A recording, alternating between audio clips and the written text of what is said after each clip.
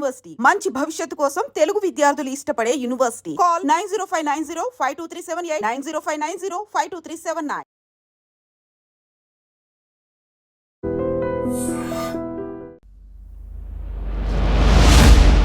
విశ్వ నియమాల్లో ఒక్కటైన సీక్రెట్ మేనిఫెస్టేషను గట్టిగా సంకల్పించుకుంటే నువ్వు అనుకున్నది జరుగుతుంది అని నమ్మే ఒక చిన్న సూత్రం మాత్రమే తెలుసు. అంతా తెలుసు అనుకునే మనం శాస్త్రవేత్తలు కానీ ఆధ్యాత్మికవేత్తలకు కానీ ప్రతి వాళ్లకు కనిపించని ఇంకొక సీక్రెట్ ఉండింది. అవే విశ్వ నియమాలు. ఏదైతే జపిస్తారో అదే బీజాక్షరంగా, అదే మీకు లైఫ్గా మిగులుతుంది. మన సబ్ కాన్షియస్ మైండ్ అనేది ఇక్కడ ఒక ఎనర్జీ పాయింట్ ఉంది. ఈ ఎపిసోడ్ చూస్తేనే సెకండ్ ఎపిసోడ్కి పబ్లిక్ అర్థమవుతుంది. ఆదిత్యాయ చ సోమాయ మంగళాయ బుధాయ చ గురు శుక్ర శనిభ్యస్త రాఘవే కేతువే నమః అంటే మన బాడీలో ఉండే ప్రతి పార్ట్ని అనలైజ్ చేసుకున్నాం అంతే. ఇప్పుడు నీ కర్మ బాగలేదు, పాపకర్మ ఉంది అని అంటున్నాం కదా. ఇప్పుడు దీనికి ఎనర్జీ, దీనికి లోడ్ ఎక్కువైతే నువ్వు డిలీట్ చెయ్యి అంటున్నావు కదా. అలాగే మనలో కూడా కొంత ఓన్లీ నెగిటివ్ థింగ్స్ కే అవుతుందా? లేదు, మంచి చెడు రెండు ఉంటాయన్నమాట. ఆ నెగిటివ్ థాట్ ఎలా ఉందో ఆ నెగిటివ్ విశ్వంలో వచ్చినప్పుడు సేమ్ అది జరుగుతుంది. అలా పాజిటివ్ థాట్ సపోజ్ ఒక 100 వచ్చాయి, నెగిటివ్ థాట్ ఒకటే వచ్చింది, ఆ ఒకటే ఎందుకు జరుగుతుంది? సబ్ కాన్షియస్ మైండ్ లో నీకు ఫీలింగ్ ఉందంటే జరిగిపోతుంది. ఫీలింగ్ తో ఇచ్చావు నువ్వు దాన్ని. తెలుసుకున్నారు. ఇప్పుడు 60 ఏళ్లలో హ్యాపీగా ఉన్నాను, సంతోషంగా wonderful. That is the spirit. మనమందరం కూడా అదే వైబ్రేషన్ కి వెళ్దాం. చెప్పాలంటే చాలా సీక్రెట్లీ చెప్పొచ్చు. ప్రతి వాళ్ళకి ఈ సబ్జెక్టుని ఇవ్వాలి. అదే అందుకోసమే నేను జన్మించాను. అదే నా జీవిత అన్వేషణలో ఫలితం.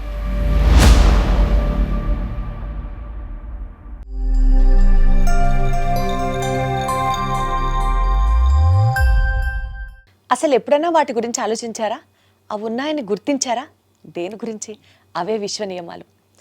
మనం ఒక విషయం అనుకుంటాం, ఒక పని జరుగుతుంది, దాని తర్వాత ఫాలోయింగ్గా ఆ సిరీస్ ఆఫ్ యాక్టివిటీస్ జరుగుతాయి. ఇవంతా మనం అనుకున్నట్టే జరిగిపోతాయా? ఇవంతా వాటంతట అవే జరిగిపోతాయా? కాదు.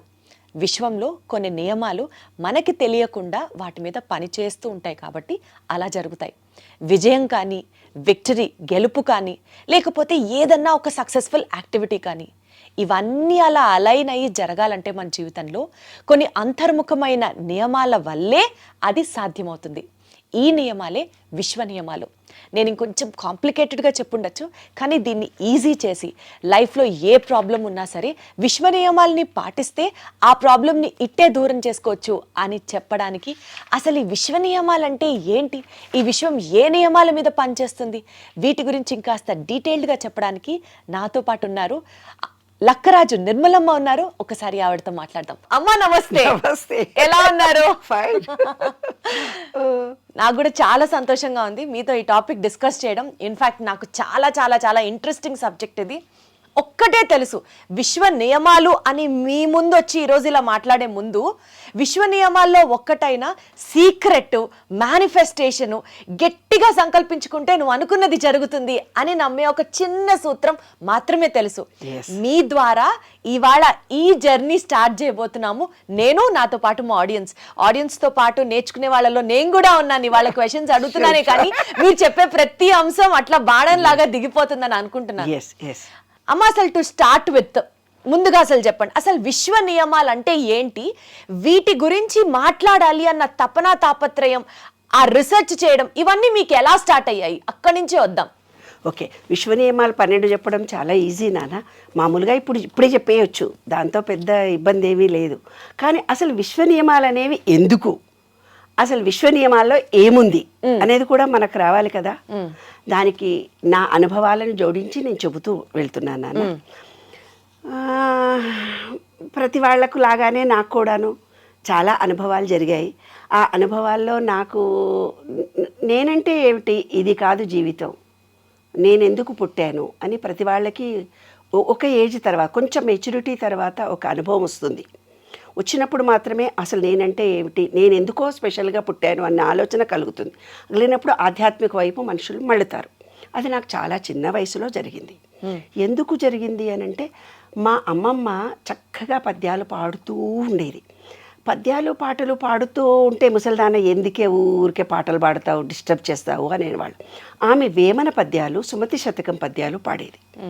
పాడుతుంటే మాకంతా పుస్తక అభిమానులం మేము. అంటే పూర్వకాలం ఇల్లు కదా, మేమంతా కదా, ఒక రూమ్ నిండా పుస్తకాలు ఉన్నాయి. మా నాన్నగారికి పుస్తకాలు అంటే చాలా ఇష్టం. నా 10th క్లాస్లోనే అస్ట్రాలజీ నేర్చుకున్నాను, పొమరాలజీ నేర్చుకున్నాను, న్యూమరాలజీ కూడా నేర్చుకున్నాను. అప్పటికే నేను కవిత్వం రాశాను. సాహిత్య అకాడమీ వాళ్ళు నా పుస్తకాలు ప్రింట్ చేశారు. సరస్వతి కటాక్షం. అది యాదృష్టికి మా అమ్మ అనేది.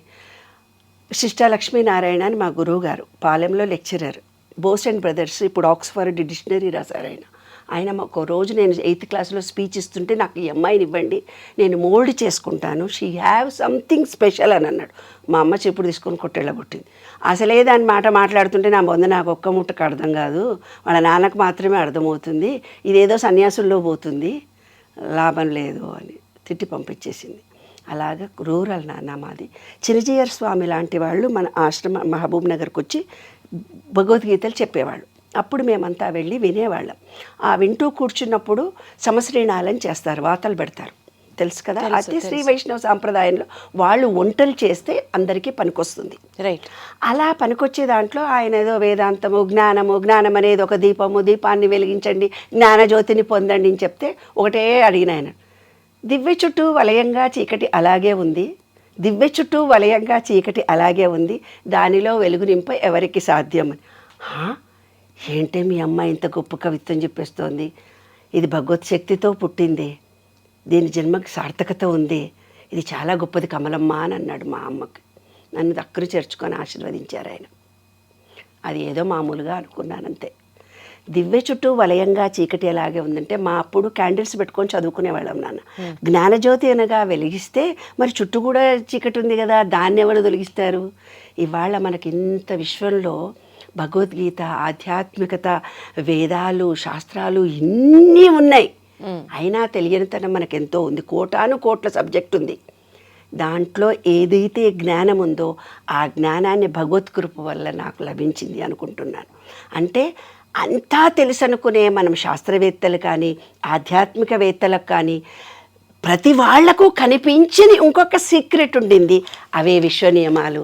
అవి నాకు భగవత్కృప వల్ల నాకు లభించాయి, నా అనుభవం ద్వారా లభించాయి. 14 ఏళ్ల కృషి నాన్న ఇది. ఈ సబ్జెక్ట్ అంత తొందరగా రాలేదు. నా అనుభవాలను జోడించి నేను ఇప్పుడు చెప్తున్నాను కాబట్టి ఇంత లక్షల మంది, వేల మంది, కోట్ల మంది ఇది కావాలి సబ్జెక్ట్ చెప్పండి చెప్పండి చెప్పండి అని ఆతురత పడుతున్నా. ఏంటమ్మా ఈ సబ్జెక్టు పరంగా ఇప్పుడు మాట్లాడితే విశ్వ నియమాలు అంటే ఇప్పుడు మనం నిజ జీవితంలో మనం అనుభవిస్తున్నవి ఏవైతే ఉన్నాయో అంతా రాంగ్ పద్ధతుల్లో చేస్తున్నాం. అసలైన సబ్జెక్టు మన దగ్గర లేదు. ఎగ్జాంపుల్ చెప్పండి, ఏం తప్పుగా చేస్తుంది చెప్తాను. ఏమైందంటే మన దగ్గర ఉండే వేదాల్లో ఉండే సబ్జెక్ట్ అంతా యుఎస్ వాళ్ళు తీసుకెళ్ళిపోయారు నాన్న. కొంత సబ్జెక్టుని తీసుకెళ్ళిపోయి వాళ్ళ శాస్త్రంలో ఉంది నాన్న ఇది, మన శాస్త్రంలో ఇవి లేవు. అసలైన సబ్జెక్ట్ ఇది కాబట్టి ఇవి లేకుండా మనం తప్పుదారిలో వెళ్తున్నాం. ఇప్పుడు ఒక చిన్న విషయం ఉంది. పిల్లలు ఉన్నారు, పిల్లలు పుట్టగానే ఏం చేస్తామో ఏమో, వీడు బాగుపడతాడో లేదో, కడుపుతో ఉండగానే ఫస్ట్ థాట్స్ కంటానో లేదో, అబార్షన్ అవుతుందో ఏమో, పిల్లలు పుడితే అంగవైకల్యం పిల్లలు పుడతారో ఏమో, పుట్టగానే నా పిల్లకు మాటలు వస్తాయో రావో, ఏవో చూస్తుంటాం పిచ్చి పిచ్చివన్నీ నమ్మకాలు, విశ్వాసాలు. కొన్ని నమ్మకాలు, కొన్ని విశ్వాసాలు మనలో ఏర్పడి ఆ పిల్లలు పుట్ట కింద పడతావురా అంటావు, దయ్యం వచ్చిందిరా అంటావు, నిన్ను ఆ దవాఖానకు తీసుకుపోవాలరా. అరే నీ ఎంకమ్మ, ఒక్కటన్నా వాడి జీవితంలో పుట్టి పెరిగి 12 years లోపల వాటికి సబ్కాన్షియస్ మైండ్ పెరుగుతుందనమాట. 12 years లోపలనే అవే అనుభవాలు వాడి జీవితం అవుతాయి. నువ్వు కింద పడతావురా అంటివి, దవాఖానకు పోతావురా అంటివి, నువ్వు తెలివిలోనోడు అంటివి, వాడు పక్కోడు నేను ఎక్కిరిస్తాడురా అంటివి, నువ్వు చెడ్డి నిప్పుకున్నావు. వాడికి ప్రతి నెగటివ్ ఇచ్చినాము. వాడి జీవితంలో ఎలా ఎదుగుతాడు నాన్న? రైట్. అంటే మన ఆలోచన మాటనే కాదు, ఆలోచన కూడా ఒక వైబ్రేషన్ ఉంది. ఒక బీజాక్షరము అంటే ఏంటి నాన్న బంగారు తల్లి? బీజాక్షరము అంటే జపించడము అంటే ఏమిటి? నాకు బీపీ ఉంది, షుగర్ ఉంది, కంట్రోల్ కాదు, నాకు నడుము నొప్పి ఉంది, వాకుట్లుంది, నా మగుడు నన్ను సతాయిస్తాడు, 24 గంటలు ఇవే జపం చేస్తున్నారు. కాబట్టి వాళ్ళకి అదే జీవితం. కొంతమంది మాకు డబ్బులు లేవు అని చెప్పిస్తున్నారు. కొంతమంది మాకు ఆరోగ్యం బాగలేదు. ఏదైతే జపిస్తారో అదే బీజాక్షరంగా, అదే మీకు లైఫ్గా మిగులుతుంది. ఈ చిన్న విషయమే మనం తెలుసుకోలేక అనామకంగా ఉన్నాము. కాబట్టే నేను విశ్వ నియమాలను రాయడం జరిగింది, దీని మీద కృషి చేయడం జరిగింది. అయితే ఇంతమందిని ఎలా ఆకర్షిస్తుంది? నేను చిన్నప్పుడు నేను చెప్పాను ఇందాక, మా అమ్మమ్మ పద్యాలు చదివేది. ఈరోజు వందలు వేలు కోట్ల మంది పుస్తకాలు రాస్తున్నారు కదా ఇన్ని వందల సంవత్సరాలలో, కానీ వేమన పద్యాలకు సుమతి శతకాలకే వాల్యూ ఉంది కదా. ఇప్పుడు కూడా అంటారు పిల్లలకి ఇప్పటికీ నేర్పిస్తారు. ఏమంటారు? చాలా ఉన్నాయి. ఉప్పు కప్పు పోలిక ఉండు చూడ చూడ రుచుల జాడ వేరే, ఏదో విషయం వచ్చినా పద్యం చదివేస్తారు. ఆ పురుషులు ఎంత పుణ్య, తర్వాత కొడుకులు ఎంత పుడితే ఏం లాభం, వాడు ప్రయోజకుడైతే, అన్ని ప్రతిదీ పద్యాలు పాడుతుంటాం. దానివల్ల నాకు అర్థమైంది ఏంటంటే, ఎందుకు ఆ రోజు నాకు ఒక బీజం పడింది బంగారు తల్లి. తర్వాత నేను రీసెర్చ్ చేస్తూ ఉండగా నాకు అర్థమైంది ఏంటి తల్లి అంటే, అద్భుతమైనటువంటి భావన. మనము పూజ చేసేటప్పుడు ఒక శ్లోకాన్ని చదవమని ఇస్తాడు. ప్రతి దాంట్లో విష్ణు సహస్రనామాల్లో, లలితా పారాయణంలో ఏదైనా సరే ఒక శ్లోకం ఇస్తారు. మంత్రోపదేశం చేసిన మా గురుగారు కూడా నాకు ఒక శ్లోకం ఇచ్చి చదువు అని. నేను శ్లోకం నేను జపం చేస్తున్నా కదా, శ్లోకం ఎందుకు, నేను శ్లోకం చదువు అనుకునేదాన్ని. ఈ రీసెర్చ్ చేసుకున్నప్పుడు మన సబ్కాన్షియస్ మైండ్ అనేది ఇక్కడ ఒక ఎనర్జీ పాయింట్ ఉంది. ఈ ఎపిసోడ్ చూస్తేనే సెకండ్ ఎపిసోడ్కి పబ్లిక్ అర్థమవుతుంది, లేకపోతే అర్థం కాదు. నేను ఇక్కడ సబ్జెక్ట్ని ఇవ్వబోతున్నాను. విశ్వనియమాలు చెప్పడం చాలా ఈజీ, 2 నిమిషాల్లో చెప్పేస్తాను అయిపోతుంది కాదు. అది ఏంటి బేస్ అనేది కూడా మనకు తెలియాలి కదా. ఏదైతే మనకిక్కడ ఒక చిప్ ఉంది, ఈ చిప్పును ఇప్పుడు వాళ్ళ ఆత్మ, పూర్వకాలంలో పరమాత్మ అన్నారు. మనలో ఉండేది ఆత్మ, విశ్వంలో ఉండేది పరమాత్మ అని అన్నారు. అంటే ఆ రోజు కాలంలో సంస్కృతమే ఉంది, సంస్కృత టెర్మినాలజీ. మూలాధారము, స్వాధిష్టానము, మణిపూరకము, అనాహతము, విశుద్ధి చక్రాలు, భూతాలు అన్నారు, పంచభూతాలు అన్నారు. భూతాలు అంటే ఏంది? 5 ఎలిమెంట్స్. మనలో ఉండేవి 5 ఎలిమెంట్స్, అవి 2 అని అర్థం. ఇక్కడ ఉండేది ఒక చిప్పు, దీన్ని ఆత్మ అని పేరు పెట్టి. ఇప్పుడు మీరు సెల్ ఫోన్ చూపించి నాకేం చెప్తావు, ఇందులో ఆంటీ వైఫై అంటావు, వాట్సాప్ అంటావు, ఇంకేదో నెట్ అంటావు, ఇంకో ఇన్స్టాగ్రామ్లకు వెళ్ళండి అంటావు, ఇది యూట్యూబ్ అంటావు. నాకు తెలియదు కదా, మాకు కొన్ని సబ్జెక్ట్ అర్థము, మాకేమొస్తుందో అదే చూస్తున్నాం, కానీ మిగతా అది నాకు తెలియదు కదా. అలాగే వాళ్ళు చెప్పినటువంటి భాష ఈనాటి జనరేషన్కి అర్థం కాదు. ఆత్మ పరమాత్మ అనే భగవద్గీత శ్లోకాలు మనం చదివి వినిపిస్తే తెలుగే రాని వాళ్ళకి సంస్కృతం ఏమొస్తుంది నాన్న, ఈ టర్మినాలజీ అంతా ఆధ్యాత్మికత అనుకుంటున్నాం, కానీ ఇది మన నిత్య జీవితం అనేది తెలియటం లేదు కదా. ఇది నిత్యము మనకు ఉపయోగపడే సబ్జెక్ట్ అని తెలియాలి అంటే ఆత్మ అంటే ఏంది, పరమాత్మ అంటే ఏంది ఫస్ట్ తెలియాలి. ఆత్మ అనేది ఈ సెల్ ఫోన్లో ఉన్నటువంటి చిప్. ఈ చిప్పును నువ్వేం చేస్తున్నావు? నేను సెల్ ఫోన్ మార్చుకుంటే మీరేం చెప్తున్నారు? 30% పాతవి దాంట్లో మెమొరీలో ఉంటాయని చెప్తున్నావు. అలాగే మన ఆత్మలో ఈ పాజిటివ్ చిప్పులో కూడా 30% మన పూర్వజన్మలో మనం ఏర్పరచుకున్న అనుభవాలు, నమ్మకాలు, విశ్వాసాలు ఏవో కొన్ని ఉంటాయి, కర్మలు ఉంటాయంటారే, ఆ కర్మ సిద్ధాంతం ప్రకారం అవి మీతో వస్తాయి 30%. ఇంకో 30% ఎక్కడి నుంచి వస్తాయి? ఇవాళ కులాలని కొట్టుకొని చచ్చిపోతున్నారు. మాది కులము, మీది. కులాలు ఇవ్వలేదు. ఈ విశ్వం స్టార్ట్ అయినప్పుడు 4గా విభజించాడు జీన్స్ని. ఒకటి హార్డ్ వర్క్ చేయడానికి, ఒకటి వ్యవసాయము వ్యాపారము చేసే జీన్స్ని ఇచ్చాడు, ఇంకోటి ఏమిచ్చాడంటే తనను తాను రక్షించుకునే జీన్స్ని ఇచ్చాడు, ఇంకోటి జ్ఞానము అనే జీన్స్ ఇచ్చాడు. 4 జీన్స్ను మాత్రమే మనకిచ్చాడు. దాన్ని ఆ రోజుల్లో ఏవో పేర్లు పెట్టారే, నా నోటితోటి నేను అనలేనే బంగారు తల్లి, ఆ కులాల పేర్లు కూడా చెప్పాను, ఎందుకంటే అవి జీన్స్. కాబట్టి ఏంటి, నీవు కార్పెంటర్ వంశంలో పుట్టావా, ఐఏఎస్ ఫ్యామిలీలో పుట్టావా, టీచర్స్ ఫ్యామిలీలో పుట్టావా, లేదు వ్యవసాయదారుడి కుటుంబంలో పుట్టావా, కంసాలి వంశంలో పుట్టావా, ఇంజనీరింగ్ చేసే వాళ్ళలో రాజకీయం దాంట్లో పుట్టావా, అలాంటి జీన్స్ నీకు 30% వస్తాయి. ఒక 30% చిప్పులో ఏమొచ్చాయి? ఈ చిప్పులో ఇందులో పాత కర్మఫలంగా, ఆ వ్యక్తి కర్మఫలంగా వచ్చినటువంటి ఎనర్జీ, సంచిత కర్మ 30% వచ్చింది నాన్న. తర్వాత ఇంకో 30% జీన్స్ అంటే దేవుడు తయారు చేసిన 4 జీన్స్. మీ వంశంలో పెద్దవాళ్ళు కార్పెంటరు, వ్యవసాయం చేశారు, వ్యాపారం చేశారు, యుఎస్ లో ఉండి ఫ్యామిలీలో పుట్టావో, నీవు ఏమన్నా నీవు రాజకీయ రంగంలో పుట్టావు, ఏదో ఒక జీన్స్, వాళ్ళ ఆలోచనలు, వాళ్ళ పద్ధతులు, వాళ్ళ ఫ్యామిలీ జీన్స్ నీకు వస్తాయి. ఇంకో 30% ఎక్కడి నుంచి వస్తాయి? కొంతమంది ఏమో కరీంనగర్లో పెరుగుతారు, కొంతమంది విజయవాడలో పెరుగుతారు, కొంతమంది యూఎస్లో పెడతారు, కొంతమంది కాశీలో పెరుగుతారు, కొంతమంది నార్త్లో ఎక్కడో పెడతారు, కొంతమంది బెంగళూరులో. అంటే వాళ్ళు పుట్టి పెరుగుతున్నటువంటి వాతావరణంలో కొన్ని నమ్మకాలు, కొన్ని విశ్వాసాలు ఏర్పడతాయి. కొంతమందికి కొంతమందే దేవుళ్ళు ఉంటారు, అక్కడ ఉండే దేవుళ్ళు బేసికల్ గా వాళ్ళ ఆచార వ్యవహారాలు, నమ్మకాలు, విశ్వాసాలు 30% వస్తాయి. 30%. వాళ్ళు పెరిగినటువంటి వాతావరణం. అంటారు కదా మన పిల్లల్ని ఏ లొకాలిటీలో పెంచుతున్నావే, మంచి లొకాలిటీలో పెంచరు అది మీ పిల్లల్ని అంటాం కదా. ఆ 30% వస్తుంది. 30%, 90%. ఒక జర్నలిస్ట్కి ఇలాగే నీలాగే చెప్పి ఇంకోటి ఎక్కడి నుంచి వస్తుందమ్మా అన్నాడు ఇంటెలిజెంట్ ఆయన, పొలిటికల్ జర్నలిస్ట్. ఇంకొకటి ఎక్కడి నుంచి వస్తుంది నాయన, నీ వల్లనే వస్తుంది. రోజు పేపర్ చదువుతున్నాను, వాట్సాప్ చూస్తున్నాను, ఫేస్బుక్ చూస్తున్నాను, మనం చూసిన వాటిలోంచి మనకు 10% వస్తుంది. డైలీ పేపర్ చదువుతున్నాము, ఇన్స్టాగ్రామ్ చూస్తున్నాము, ఫేస్బుక్ చూస్తున్నాము, పేపర్ చదువుతున్నాము, డైలీ మనకు జరుగుతున్నటువంటిది 10%. అదే మన ఆత్మ అనే పాజిటివ్ ఎనర్జీ చిప్. మీకు ఈజీగా అర్థం కావాలంటే ఈ సెల్ ఫోన్లో ఉన్నటువంటి ఒక పాజిటివ్ ఎనర్జీ చిప్. ఈ విశ్వంలో కూడా పంచభూతాలు ఉండే ఒక విశ్వంలో ఎనర్జీ బాగా ఉంది. ఇప్పుడు ఈ సెల్ ఫోన్ నువ్వేం చేస్తున్నావు, చిన్న చిప్పుగా ఛార్జింగ్ కావాలి దీనికి. ఏమ్మా రోజు ఛార్జింగ్ అయిపోతుంది, దీనికి ఛార్జింగ్ చేయడానికి నువ్వేం చేస్తున్నావు, ఇది పిన్ కావాలని అంటున్నావు, లేదంటే చిన్న పిన్ కావాలంటున్నావు, పెద్ద పిన్ కావాలి, నాకు ఇది సరిపోదే వేరే పిన్ కావాలి అంటాను నేను. నాలంట నీకైతే తెలుసు ఏమేమంటావో దాని పేర్లు కూడా నీకు తెలుసు. అలాంటి చిప్స్ ఉంటాయి కదా, పిన్స్ డిఫరెంట్. ఇప్పుడు వస్తుంటే కార్లో కూడా చూసిన 3-4 ఉన్నాయి, ఏదన్నా పెట్టి USB పిన్ ఒకటి ఉంటుంది, C ఛార్జర్ ఒకటి ఉంటుంది, లైట్నింగ్ ఛార్జర్ ఒకటి ఉంటుంది, ఇట్లా చాలా రకాలు ఉంటాయి. అది సంగతి, అవన్నీ నాకు తెలియదు. అయితే అవన్నీ ఉన్నాయి కదా, కానీ కరెంటు మాత్రం ఒకటే. కరెంట్ ఒకటేగా, అదే విశ్వం అనేది కరెంటు ఒకటే.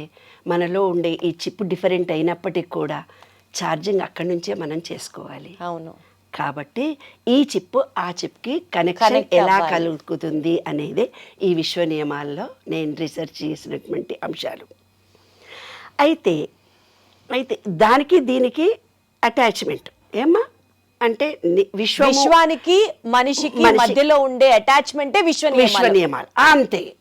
అది ఎలా కలుపుకోవాలి అనే దాని మీద నేను చేసినటువంటి దాంట్లో నాకు దొరికినవి ఈ 12 సూత్రాలు.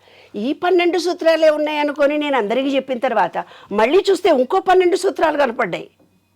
నిజం, అట్రాక్షన్ ఆఫ్ లా వాళ్ళ దగ్గరికి వెళ్తే వాళ్ళది కొంచెం వేరే తీరు సూత్రాలు కనపడ్డాయి. ఈ 12 సూత్రాలు ఆ 12 సూత్రాలు అన్నీ ఒకటే పేర్లు మార్చుకున్నారంతే. తర్వాత ఇంకా 21 కనిపించాయి నాకు.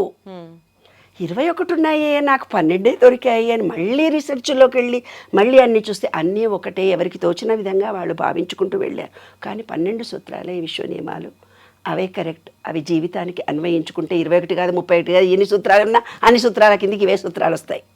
అది నాన్న, దీనికి ప్రాక్టికల్గా నేను అనుభవించినటువంటి దాన్ని నీకు ఉదాహరణగా చెప్తాను. మరి నాకు ఇంత ధైర్యం ఎక్కడి నుంచి వచ్చింది, ఈ పుస్తకం మీరు వినండి, ఇది ఆచరించండి, ఇది ఒక గొప్ప పుస్తకం అని నేను అన్నప్పుడు దాని గురించి నాకేదో అనుభవాల ద్వారా నేను పొందినటువంటి జ్ఞానాన్ని మీకు ఇస్తేనే కదా.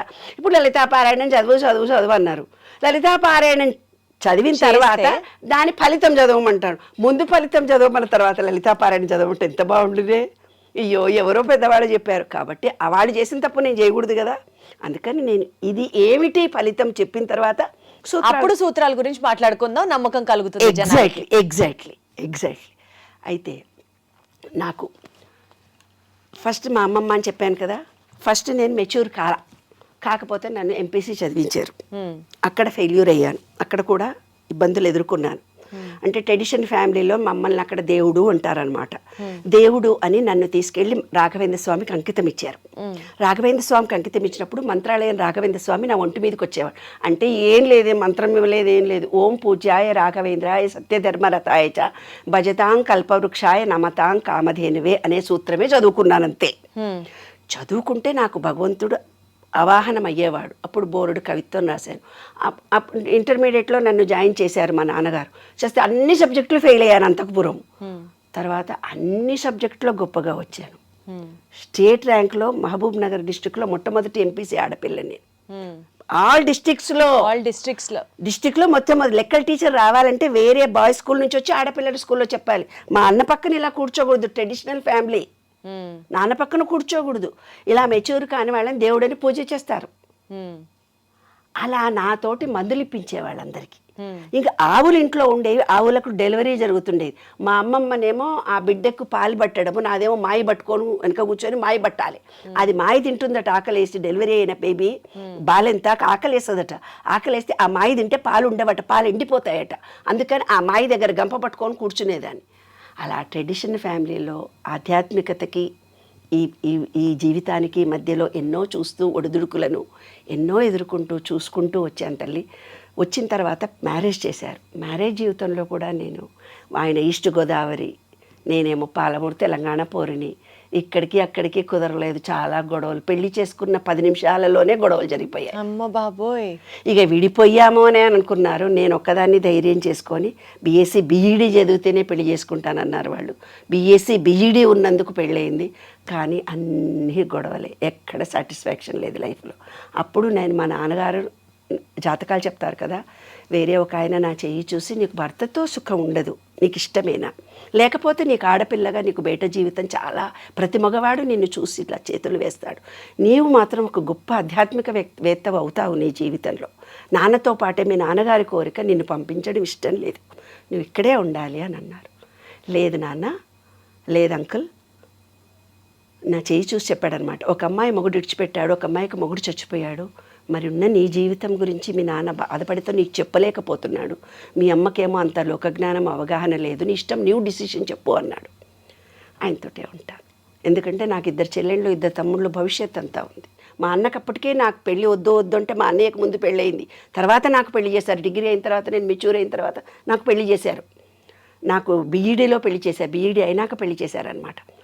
అయితే వీళ్ళు గవర్నమెంట్ జాబ్ వస్తే గవర్నమెంట్ జాబ్ మీ అమ్మ నాయనకు సంపాదిస్తావని వద్దన్నారు.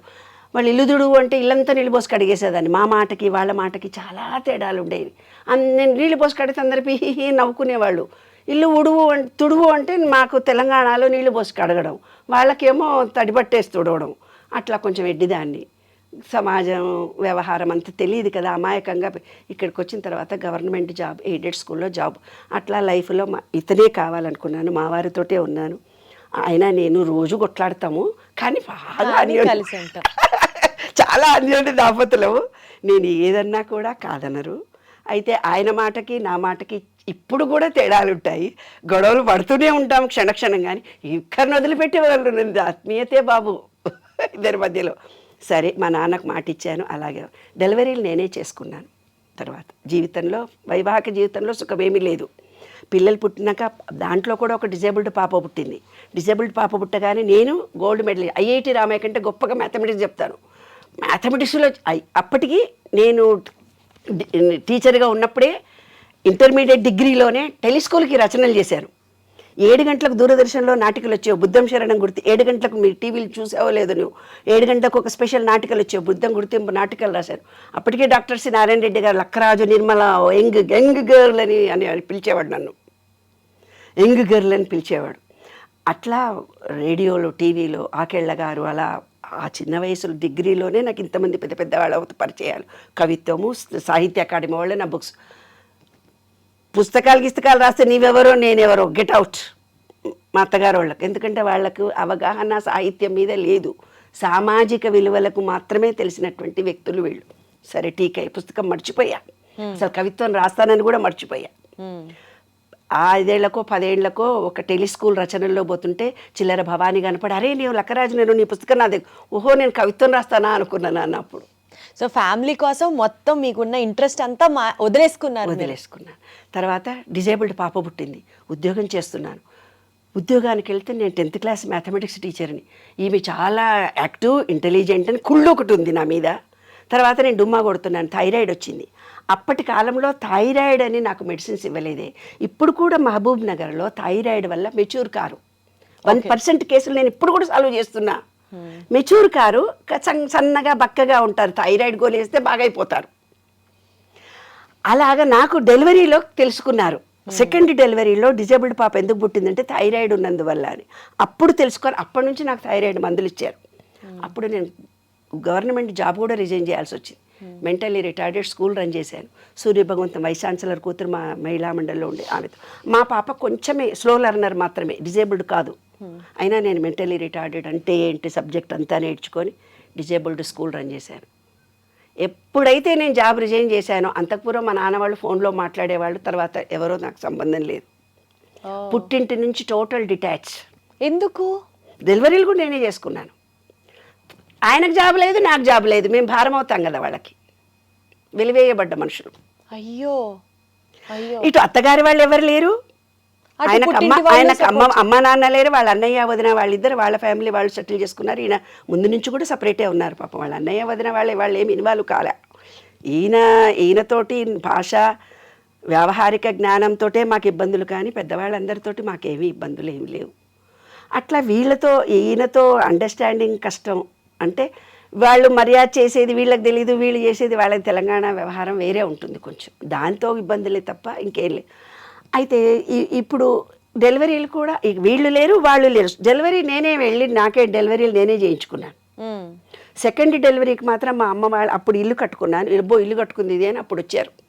వస్తే ఏదో డెలివరీ అని డెలివరీ చేస్తే సీమంతం చేయండి అంటే, నీకు సీమంతం కూడా చేయాలనా, నువ్వు మీ బిడ్డలు బిచ్చమెత్తుకోవాలన్నారు నన్ను. సీమంతం చేయలే. అందుకే నేను 1000 మందికి సీమంతం చేస్తున్నా, రోజు 100 మందికి సీమంతం చేశాను ఈ రోజు. అలా జీవితంలో కొన్ని అనుభవాలు, ఆటుపోట్లు.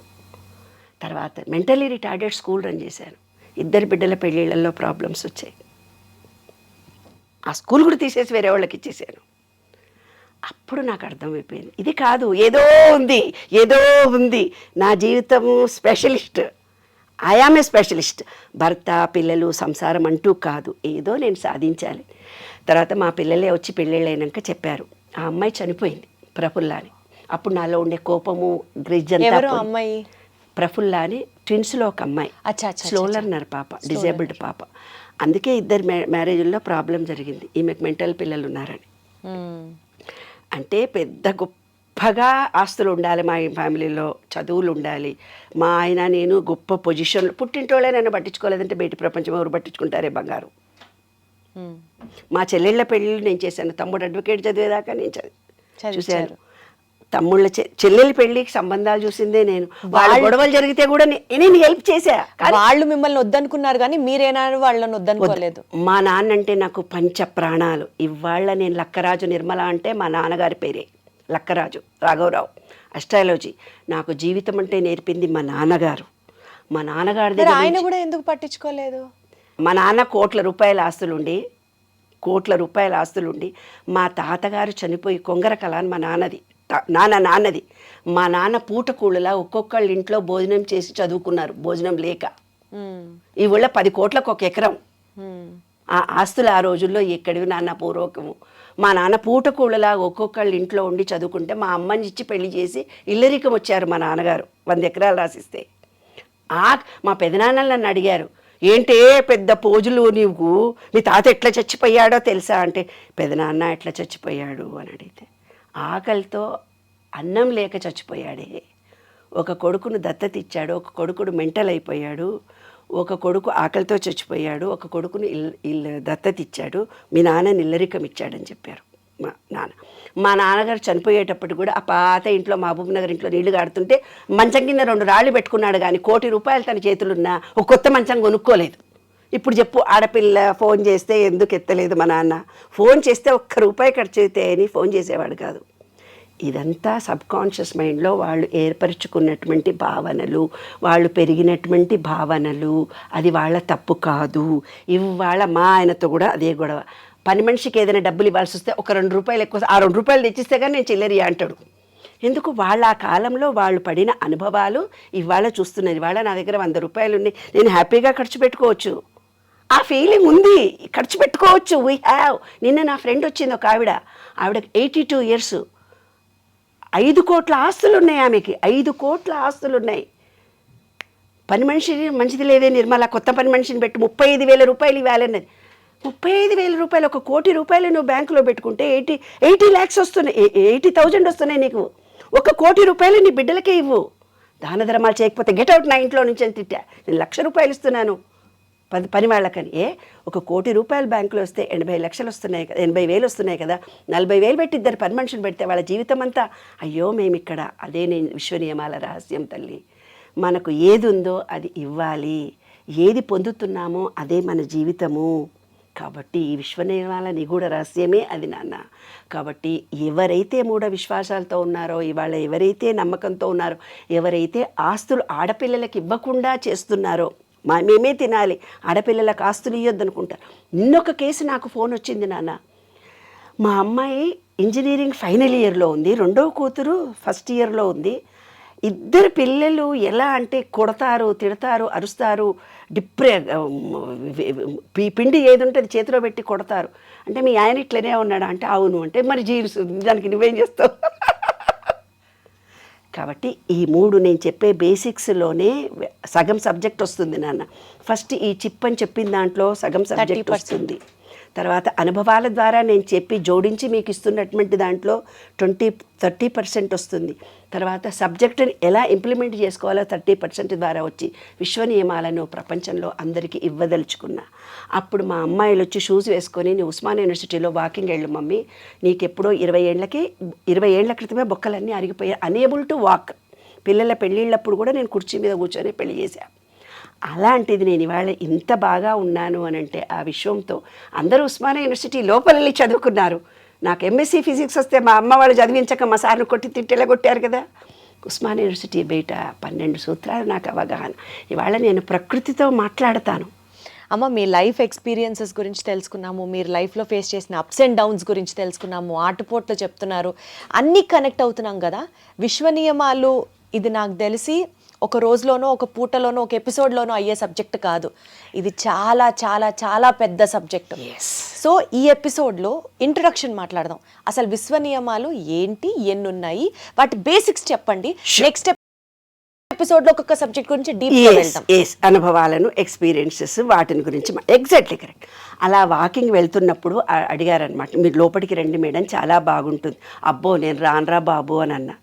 నాకు గాజులు వేసుకుంటాను, 5:30కే వస్తాను అన్నాను. అంటే వాళ్ళు ఏమన్నారు తెలిసిన, ఏం లేదు మేడం మీరు రండి, బాగుంటుంది, చాలా బాగుంటుంది, నెమళ్ళు అవి ఉన్నాయి అన్నారు. సరే అనుకొని 2వ రోజు నుంచి ఒక ఊర కుక్క నా వెంట పడ్డం మొదలుపెట్టాడు. ఒక ఊరి కుక్క. ఆ ఊరి కుక్క నేను 3 కిలోమీటర్లు పోతే 3 ఉంటారు, 6 కిలోమీటర్లు పోతే 6 ఉంటారు. నేను కూర్చుంటే కూర్చుంటాడు, నిలబడితే నిలబడతాడు. అరే నువ్వు నాకు ఇంజక్షన్లు తీసుకోరా, నా మీద పడుతున్నావు ముద్దు పెట్టుకొని అని. అప్పుడు వీళ్ళందరూ సెక్యూరిటీ వాళ్ళు అందరూ అన్నారు, నేను ఒంటరిదాన్ని రేపటి నుంచి రాను అన్నావు కదా, దేవుడు నీ కోసం పంపించాడని. 2 గంటలకు పోయినా వస్తాడు, 3 గంటలకు పోయినా వస్తాడు, 6 గంటలకు పోయినా వస్తాడు.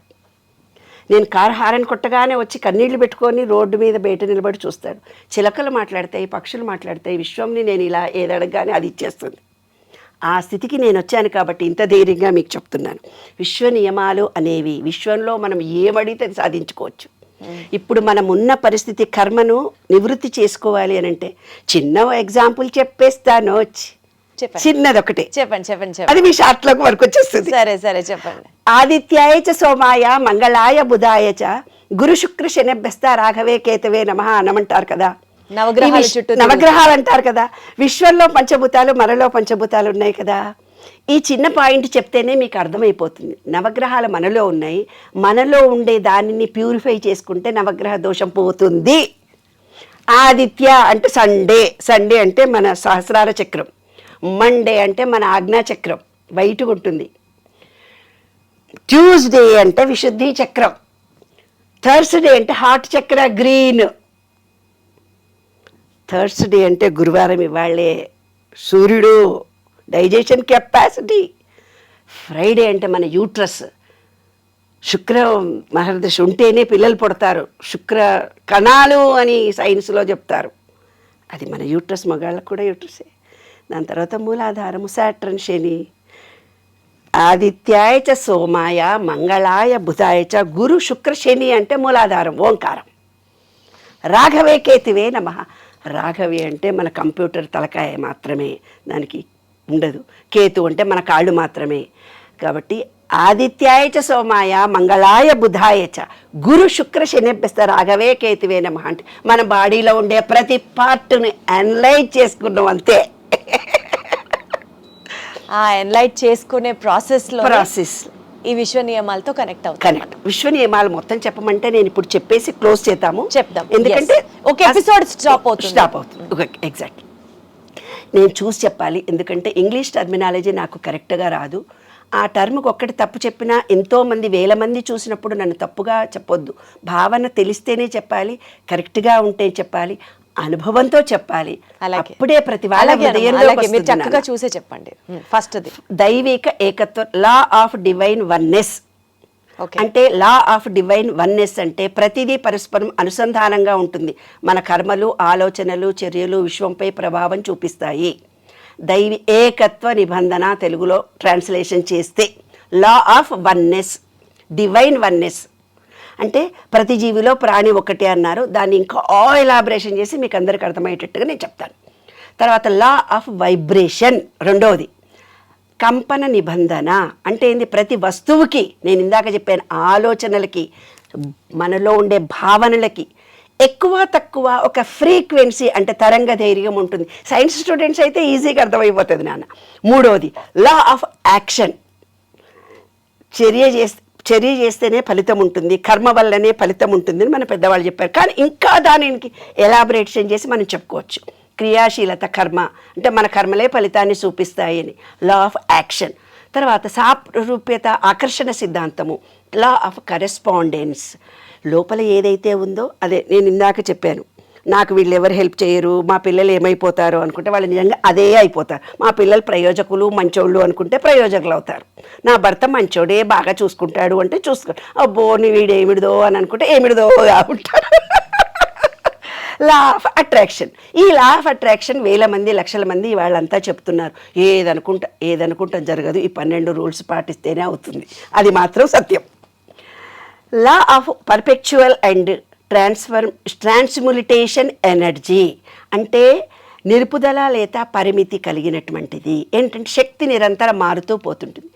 అంటే ఏంటిది? పాజిటివ్ ఎనర్జీని నెగిటివ్గా, ఇప్పుడు నీ కర్మ బాగలేదు, పాపకర్మ ఉంది అని అంటున్నాం కదా, ఇప్పుడు దీనికి లోడ్ ఎక్కువైతే నువ్వు డిలీట్ చెయ్యి అంటున్నావు కదా, అలాగే మనలో కూడా కొంత నెగిటివ్ ఎనర్జీ వచ్చినప్పుడు డిలీట్ అయితే ఛార్జింగ్ చేసుకోవాలి. అది కూడా నేను చెప్తాను. సరే, ఓకే. తర్వాత law of cause and effect. ప్రతి చర్యకు ప్రతిచర్య ఉంటుంది. అంటే చర్యకు ప్రతిచర్య ఎలా ఉంటుంది అంటే, ఇప్పుడు హస్బెండ్ ఒకళ్ళు, పుస్తకంలో రాశా నేను, హస్బెండ్ ఒకళ్ళు ఏం చేశాడో, నేను బిడ్డను చాలా ప్రేమగా పెంచానమ్మా, చాలా బాగా పెంచానమ్మా, నాలుడి మాత్రం బద్మాషి కూడా దొరికిండమ్మా, దాన్ని సతాయిస్తున్నాడమ్మా, కొడుతున్నాడమ్మా, తిడుతున్నాడమ్మా, ప్రేమ చేస్తున్నాడమ్మా అని అన్నాడు. అయ్యో అని నేను కౌన్సిలింగ్ చేసేటప్పుడు మిగతా వాళ్ళందరినీ పిలుస్తాను కదా, ఆ భార్యను, ఆ అల్లుడు, బిడ్డను అందరినీ పిలిస్తే ఆ భార్యను పక్కకు పిలిచి మొగుడు లేకుండా ఒక్కొక్కళ్ళతో మాట్లాడతా. ఆమె చెప్తే, అమ్మ పెళ్లి చేసుకున్నాడు, నన్ను సతాయించి పెట్టిండు, చంపి పెట్టిండు. నా బాధ నేను ఎవరికి చెప్పుకోలేక, ఈ పిల్ల పుట్టినాక కొంచెం ఆర్థికంగా మాకేం ఇబ్బంది లేదు, ఇట్లా కూర్చుంటావు, మా చెల్లెలు అట్లా పని చేస్తుంది, ఇట్లా నిలబడ్డావు, ఆ మూత ఎట్లా పెట్టినావు, నవ్వుతూ ఉండవా, ఏ దానికన్నా వంక పెట్టి తిట్టేవాడంట. అప్పుడు అందరి జంటలను పిలిచి, చూడు నాయనా, నీ పెండ్లాన్ని ఎంత కష్టపెట్టినావో, ఈ విశ్వంలో రూల్ ప్రకారము నీ బిడ్డ అంత బాధపడుతుంటే నువ్వు బాధపడాలి. అక్కడ ఎంత చర్య ఈజ్ ఈక్వల్ టు మైనస్ ప్రతిచర్య. ఒకవేళ కొడుకులే ఉన్నారు అనుకుందాం, ఇలాగా భార్యని హింసించాడు, కొడుకులే ఉన్నారు, తనకి ఏ కోడల మీద ఇష్టమైంది ఆ కోడలు, లేదా ఆయనకు చెల్లెలు ఇష్టమైతే చెల్లెలు, లేదా ఆయనకే కోడలు అంత బాధ పెడుతుంది. కోడలే ఈ భార్యని ఎంత ఇబ్బంది పెట్టిందో అంత ఇబ్బంది పెడుతుంది, ముందు భార్య చచ్చిపోతుంది. ఇలా జరుగుతుంది. చర్య ఈజ్ ఈక్వల్ టు మైనస్ ప్రతిచర్య. ఇలా చాలా లోతులైన భావాలు ఉన్నాయి. లా ఆఫ్ కాంపన్సేషన్, పునరుత్పత్తి, పరివర్తన. మన క్రియలు ఫలితంగా సమానమైన ఫలితాన్ని మనం అనుభవిస్తాము. ఇది ఒక న్యాయ నిబంధనలు ఇవన్నీ. లా ఆఫ్ రిలేటివిటీ, ప్రతిదానిని ఇతర విషయంతో పోల్చినప్పుడే అర్థమవుతుంది. ఇప్పుడు నేను ప్రతిదీ పోల్చి చెప్తున్నాను కదా, అలాగా ప్రతి ఆలోచన ఒక ఆలోచనకి పొంతన రిలేటివిటీతో ఉంటుంది. అంటే మంచి ఉంటే చెడు ఉంటుంది, చెడు మంచి రిలేటివిటీ కలిగి ఉంటుంది ప్రస్తుత పరిస్థితి పైన. ఇవాళ నేను బాగా డబ్బులు ఉన్నాయండి, ఇవాళ లాస్ అయిపోయినా అంటున్నావు. ఎలా లాస్ అయ్యావు? నీవు లాస్ అనేది ఉంది అని నీ మనసులో ఉంది, అందుకే ఇవాళ లాస్ అయినావు. మా భర్త పచ్చిగా చూస్తలేడు అవ్వారో గారో ఫోన్ అరే నీ ఎంకన్నా నీ భావనలో ఏదో ఒక రోజు అది తెలిసింది. అందుకే నా కొడుకు మంచిగానే ఉండే, ఇప్పుడే డిప్రెషన్. అది ఓన్లీ నెగిటివ్ థింగ్స్ కే అవుతుందా? లేదు నా మంచి చెడు రెండు ఉంటాయి అన్నమాట. ఆ నెగిటివ్ థాట్ ఎలా ఉందో ఆ నెగిటివ్ విశ్వంలో వచ్చినప్పుడు సేమ్ అది జరుగుతుంది. అలా పాజిటివ్ థాట్ సపోజ్ ఒక 100 వచ్చాయి, నెగిటివ్ థాట్ ఒకటే వచ్చింది, ఆ ఒకటే ఎందుకు జరుగుతుంది? ఒకటే ఎందుకు ఇప్పుడు ఎగ్జాక్ట్లీ వెరీ ఇంటెలిజెంట్ క్వశ్చన్. ఒకడు సూసైడ్ చేసుకున్నాడు అక్కడ. ఎప్పుడో ఒక వ్యక్తి నేను సూసైడ్ చేసుకోవాలనే భావనతో ఉన్నాడు. ఆ ఎనర్జీ లెవెల్ అక్కడ ఉంది కాబట్టి ఇతను కూడా మతనాడు సూసైడ్ చేసుకుంటాడు. ఎక్కడుంటుంది ఎనర్జీ లెవెల్? విశ్వం మొత్తం ఎనర్జీతో కూడుకుంది. ఇప్పుడు ఈ విశ్వం మొత్తం ఇప్పుడు మన చుట్టూ కూడా ఎనర్జీ ఉంది. ఎలా కనెక్ట్ అవుతాం? ఆ ఒక్క పాయింటే ఎలా కనెక్ట్ అవుతుంది? ఎనర్జీ లెవెల్స్ పాజిటివ్ ఉంటే పాజిటివ్ వ్యక్తులే నీ జీవితంలో ఎంటర్ అవుతారు. ఆ పాజిటివ్ థాటే అక్కడికి పోతుంది. అమ్మో ఇంజనీరింగ్ పోరగాళ్ళు నన్ను ఇంత క్వశ్చన్ చేశారు. ఒక రేప్ కేసు అక్కడ జరిగింది, ఇక్కడ ఒక రేప్ కేసు జరుగుతుంది. ఒక బస్సు బాయిలో పడింది మేడం, రెండో బస్సు బాయిలో ఎందుకు పడుతుంది? ఒక కులం హత్య ఎక్కడో జరిగింది, ఇక్కడ మళ్ళీ కుక్కటిపల్లిలో జరిగింది, ఎందుకు అని అడిగాడు వాడు. ఒక బస్సులో డ్రైవర్ ఏమనుకుంటాడు, బస్సు ఒక బాయిలో పడిపోయింది. వీడు అనుకుంటాడు నేను కూడా తాగేబోతుంటా, నేను కూడా చెరువు మీద నుంచే పోతుంటా, నేను కూడా ఎప్పుడో పడతానో ఏమో అని భయపడుతూ పడతా అనుకుంటాడు. ఆ రోజు టీవీ అంతా చూస్తాడు. చూసేసరికి ఈ సబ్ కాన్షియస్ మైండ్కు ఫీలింగ్ మాత్రమే తెలుసు. ఇందాక నేను చెప్పిన మా అమ్మమ్మ చెప్తూ ఉంటే ఫీలింగ్తో ఉన్నాను నేను, ఆ ఫీలింగ్ ఏదైతే ఉందో అదే శాశ్వతంగా నిలుస్తుంది, అదే నేను ఈ విశ్వ నియమాలు కనుక్కున్నప్పుడు, అందుకే ఇంతమందిని నేను అట్రాక్షన్ చేస్తున్నాను. ఈ సబ్ కాన్షియస్ మైండ్కు ఫీలింగ్తో ఇవ్వగానే అట్రాక్ట్ అవుతుంది. వాడు అదంతా చదివి ఆ ఫీలింగ్తో ఉండి సబ్ కాన్షియస్ మైండ్లో నేను పడతాను డైరెక్ట్గా చెరువులోకి వెళ్ళిపోతాడు మల్తనాడు వాడు. రెండో రోజు వార్త ఏమైంది విన్నావు నువ్వు? ఆ వైబ్రేషన్ ఇక్కడ ఉంది కాబట్టి, అతని థాట్ లెవెల్ కూడా అదే ఉంది కాబట్టి, ఆ థాట్ లెవెల్ సబ్ కాన్షియస్కు ఫీలింగే తెలుసు. నువ్వు మంచి చేస్తున్నావా, చెడు చేస్తున్నావా, తప్పు చేస్తున్నావా తెలియదు. ఇంకొక ఉదాహరణ చెప్తా, నువ్వు పడిపోతావు. ఇప్పుడు ఒక భర్త ఉన్నాడు, ఒక భార్య చాలా గొప్ప పొజిషన్లో ఉంది, దీన్ని కాళ్ళు ఎరగొట్టాలి, ఎప్పుడన్నా కొంచెం మూలబడి ఉంటే కానీ నా మాట వినదు, దీనికి అహంకారం ఎక్కువ. మగవాళ్ళకు మేలీగో ఉంటుంది, భార్యను ఎప్పుడు అప్రిషియేట్ చేయడు కదా నాన్న. ఒకరోజు తీసుకుపోతూ యాక్సిడెంట్ చేస్తాడు. యాక్సిడెంట్ చేసి 2 కాళ్ళు ఇరిగిపోతాయి ఆమెకి. అతనికి తెలియదు అది జరుగుతుంది. సబ్ కాన్షియస్ మైండ్లో నీకు ఫీలింగ్ ఉందంటే జరిగిపోతుంది. ఫీలింగ్తో ఇచ్చావు నువ్వు దాన్ని, జరుగుతుంది నాన్న. అతనికి కూడా తెలియదు. భార్య మళ్ళీ కాళ్ళు ఇరిగిపోతే అతను బాధపడతాడు, ఆమె బాధపడుతుంది. కానీ అతనిలో రివెంజ్ ఇలా తీర్చుకుంటాడు. ఈగో, మేలు ఈగో. పిల్లల్ని కొట్టాలనుకున్నా, చంపాలనుకున్నా, ఇవన్నీ కూడా ఈ సబ్ కాన్షియస్ మైండ్ ఫీలింగ్సే. లా ఆఫ్ రిలేటివిటీ చెప్పాను కదా, ఇదే రిలేటివిటీ. లా ఆఫ్ పొలారిటీ, ధ్వని తరంగం ఉంటుంది. కాబట్టి మన వాళ్ళందరూ ఏం చేశారు, ధ్వని ఉంటుందంటే మాట్లాడే మాటల్లో మంచి చెప్పగానే ఒక రకమైన ఫీలింగ్ కలుగుతుంది. అయ్యో ఎవడో చనిపోయాడు అనగానే ఇంకో రకమైన ఫీలింగ్ కలుగుతుంది. మళ్ళీ మనలో ఉండే వాయిద్యాలు ఎన్నో రకాలైన, భరతనాట్యం, కూచిపూడి, ఎన్నెన్నో వాయిద్యాలు రకరకాలు, అవన్నీ దీనిలోకి వస్తాయి అన్నమాట. లా ఆఫ్ రిథిమ్ అంటే జీవితంలో విషయంలో ప్రతిదీ నిర్దిష్టలో సంతోషము, బాధ, విజయాలు, ఉపజయాలు అన్నీ ఒక లిరిక్గా జరుగుతూ ఉంటాయి. అంటే ఏంటి, ఒక రాత్రి వచ్చిందంటే పగలు కంపల్సరీ వస్తుంది, కష్టం వచ్చిందంటే సుఖం కంపల్సరీ ఉంటుంది. నారిబోసినోడు నీరుపోయాడా, రాత్రి వచ్చిందంటే పగలు రాదా? ఊరోళ్ళు ఎంత బాగా చెప్తారమ్మా. నాకు తెలియకపోతే ఒకరోజు ఇదే విషయం విచిత్రంగా విన్నాను తల్లి. మేము ఇల్లు కట్టుకుంటున్నాము, అన్ని ఊరిని అప్పులే అయిపోయినాయి, అప్పులు తీర్చలేకపోతున్నాము. ఎవరో ఊరామె పనుళ్ళు ఎవరో వస్తే నేను అన్నాను, ఏమై వాళ్ళ పైసలు వస్తున్నాయి, రేపు అయిపోతున్నాయి. అమ్మా బాయిలా తోడుకుంటుంటేనే నీళ్ళు వస్తాయమ్మా, అంటే మనం ఖర్చు పెడుతుంటేనే మళ్ళీ పుడతాయి. ఎంత గొప్ప ఆలోచన కదా, దాంట్లో ఎంత భావన ఉంది నాన్న. మనం వినేటందుకు చాలా ఇంతే ఉంది, కానీ అందులో అంతరార్థం ఇంతుంది కదా. కాబట్టి ఎనర్జీ లెవెల్స్ మారుతూ పోతుంటుంది. రాత్రి పగలు, చీకటి పగలలాగా సుఖ దుఃఖాలు. ఇదే బుద్ధుడికి కలిగిన జ్ఞానోదయం. తర్వాత చెప్తాను, దీనిలో చాలా రహస్యాలు ఉన్నాయి. లా ఆఫ్ జెండర్ అంటే ఏంటి? Male female. ఈ విశ్వం ప్రకృతిలో స్త్రీ పురుషుడు ఉన్నాడు, దానిని శివపార్వతులు అర్ధనారీశ్వరుడు అన్నాడు. మన శరీరంలో కూడా ఇది పురుషుడు, ఇది స్త్రీ, ఇది శివుడు, ఇది పార్వతి. ఏమ్మా, ఇది తల్లి, ఇది తండ్రి, ఇది తల్లి. అందుకే ఏం చేస్తారు, ఎప్పుడైనా మనం వదిలి తీసుకోవాలి. సుషుప్తి నాడులో ప్రజెంట్లో ఉండాలి. కొంతమంది ఏం రా మగోళ్ళలాగా ఆడపిల్లలాగా ఎడుతున్నావు నువ్వు అంటే స్త్రీ తత్వం అతనిలో ఎక్కువ ఉంటుంది. ఏమేం మొగరాయిలా ఉన్నావు నువ్వు అంటే పురుషతత్వం అమ్మాయిలో ఎక్కువ ఉంటుంది. దాన్ని బ్యాలెన్స్ చేసుకోవాలి. ఇవే 12 లాస్. దీని గురించి గొప్ప గొప్పగా మంచి మంచి ఆలోచనలు, మంచి మంచి భావాలు మీరు ఏమనుకుంటే జరగచ్చు. మీ జీవిత విధానాన్నే మార్చుకోవచ్చు. జీవిత విధానాన్ని మార్చుకోవడంతో పాటు క్వాలిటీ ఆఫ్ లైఫ్ ని కూడా పెంచుకుందాం ఈ 12 లాస్ తో. ఎగ్జాక్ట్లీ దుఃఖం లేకుండా సుఖమయ జీవితాన్ని మనము పొందుతూ. అమ్మ ఒక్కటి చెప్పి ప్రోగ్రామ్ ని కంక్లూడ్ చేద్దాం ఇవాళ ఎపిసోడ్. ఇన్ని లాస్ చెప్తున్నారు, జీవితంలో ఎలాంటి సమస్యను అధిగమించవచ్చు అంటున్నారు, క్వాలిటీ ఆఫ్ లైఫ్ని మెరుగుపరచుకోవచ్చు అంటున్నారు, ఎన్నో సమస్యలకి సొల్యూషన్ ఉందంటున్నారు. మీరు చెప్పిన మీ లైఫ్ ఎక్స్పీరియన్సెస్లోంచి మీరు క్రియేట్ చేసినటువంటి ఈ 12 లాస్ని మా అందరికీ చెప్తున్నారంటే మీరు కూడా ఫాలో అవుతారు కదా 100%. ఫాలో అయ్యి అనుభవాన్నే ఇస్తున్నారు కదా. ఇప్పుడు చెప్పండి, ఇప్పుడు మీకు అసలు జీవితంలో సమస్యలు లేవా? చెప్పాను కదా తల్లి ముందు నుంచి. ఇప్పుడు ఏం సమస్యలు లేవు. అది నేను అంటా, ఆ సమస్యలో ఎగ్జాక్ట్లీ క్వశ్చన్. ఎంత మంచి క్వశ్చన్ అడిగా. You are very intelligent. ఒక అమ్మాయి ఫోన్ చేసి నన్ను అడిగిందే, ఏం మేడం ఎప్పుడు వచ్చింది మీకు ఈ జ్ఞానం అంటే 60 ఏళ్ళకి వచ్చింది అని అన్నాను. అంటే మాకు ఇప్పుడు 45 ఏళ్ళు అంటే నువ్వు చాలా అదృష్టవంతురాలివి. నా జీవితం కనుక ముందే వచ్చి ఉంటే, ఈ జ్ఞానం తెలుసుంటే నా లైఫ్ టర్నింగ్ ఇంకో రకంగా ఉండేది.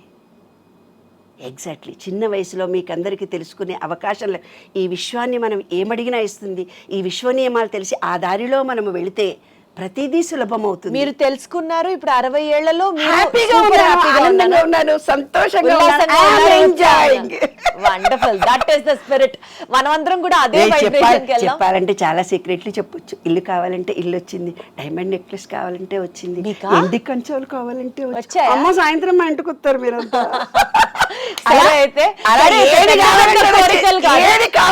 డైమండ్లు, వెండ్లు, ప్లాటినంలు కాకుండా కోరికుందే నాకు ఈ విశ్వ నియమాలను విశ్వవ్యాప్తం చేసి మీకందరికీ సబ్జెక్ట్ ఇవ్వడం నా చివరి కోరిక. ప్రతి వాళ్ళకి ఈ సబ్జెక్టుని ఇవ్వాలి. అదే అందుకోసమే నేను జన్మించాను. అదే నా జీవిత అన్వేషణలో ఫలితం. తథాస్తు. సో అది మీ ద్వారా మేమందరం కూడా విని తెలుసుకొని జీవితంలో పెద్ద పెద్ద మెటీరియలిస్టిక్ డిజైర్స్ గురించి నేను మాట్లాడలేదు. బేసిక్ సంతోషంగా ఉండగలిగితే అంతకన్నా కావాల్సింది ఏం లేదు. సో అవన్నీ మీ ద్వారా తెలుసుకోబోతున్నాం అన్నందుకు చాలా ఎక్సైటెడ్ గా ఉంది. ఈ ఎపిసోడ్ ని ఇక్కడితో కంక్లూడ్ చేస్తున్నాం. నెక్స్ట్ ఎపిసోడ్ ఎప్పుడా అని మీతో పాటు నేను వెయిట్ చేస్తాను. అమ్మని మళ్ళీ కలుద్దాం. Thank you. నేను కూడా క్యూరియాసిటీతో మీకు ఇంకా కొత్త కొత్త విషయాలు చెప్పాలని ఆతృతతో ఉంది. నెక్స్ట్ ఎపిసోడ్ లో మళ్ళీ కలుసుకుందాం. కొత్త కొత్త విషయాలు మనం షేర్ చేసుకుందాం. 100%. థ్యాంక్ యూ సో మచ్ అమ్మా. ఉంటాను.